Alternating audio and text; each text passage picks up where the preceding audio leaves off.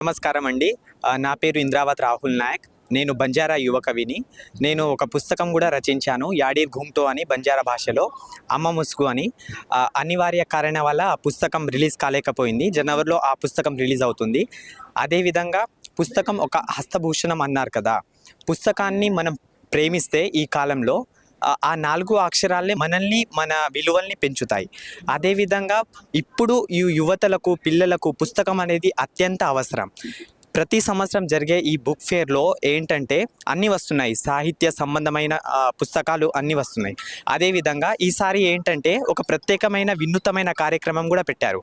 ఆ కార్యక్రమం ఏమిటంటే డ్రగ్స్ మీద యువత గురించి. అదేవిధంగా ఇప్పుడు ఉన్న యువ రచయితలు మరియు అన్ని రకాల కవులు సామాజిక పరంగా రాస్తున్న వాళ్ళు కూడా యువత ఏ దారిలో ఉంటున్నారు, యువత ప్రస్తుతం ఏం చేస్తున్నారు, యువత డ్రగ్స్ నుంచి ఎలా అలవాటు అవుతున్నారు, అలాంటి నవలలు, కథలు, కవిత్వాలు వస్తే ఇంకా బాగుంటుందని నా అభిప్రాయం.